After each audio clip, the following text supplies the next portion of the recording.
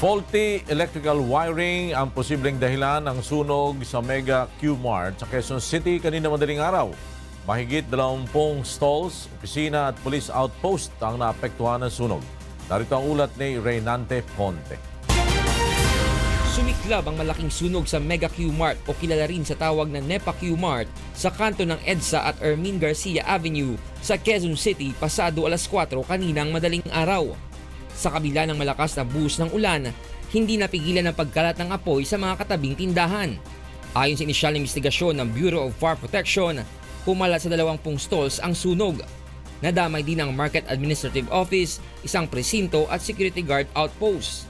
Ayon sa ilang tenant, sinasabing dito sa tindahan ng mga tsinelas nagumpisa ang sunog. At kanina, doon sa may kisame ng tindahan, ay nakita nilang lumiliyab.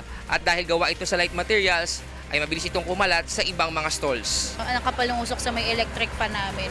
Sinilip ko yung dun sa ibabaw kasi butas yung kisame namin. Kita namin yung ibabaw nung kisame nung katabi namin. Nakita ko umaapoy na lang. Tapos nagtawag na ako ng tulong kasi Ang mga tenants ng mga stall, mabilis na gumamit ng fire extinguisher. Ngunit dahil makapal ang usok, ay hindi na nila nakayanan at tumawag na sila ng mga bumbero. Lahat po kami nagkapula na.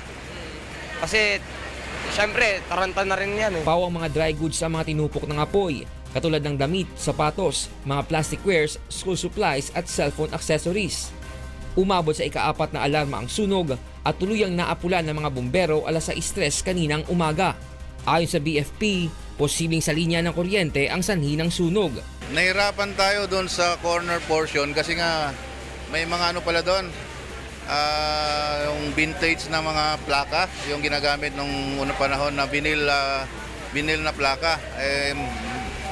Masakit sa ano yun, parang meron siyang chlorine na hindi, or tear gas na hindi ka makahinga. So ginamitan natin ng breathing apparatus. Wala namang napaulat na nasugatan o nasawi sa insidente.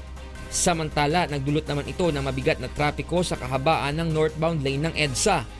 Tinatayang nasa kalahating milyong piso ang tinupok ng mga ari-arian sa konstruksyon maliban pa sa mga tinda ng mga stalls. Nananawagan naman ang mga naapektuhan ng sunog na tulungan sila ng lokal na pamahalaan. Hindi ko alam eh. Gusto namin mag-umpisa ulit para makapagtinda kasi pang araw-araw saan naman kami kukuha pang gastos namin. Maagapan na lang sana magawa ng paraan. Reynante Ponte, UNTV News and Rescue, Quezon City.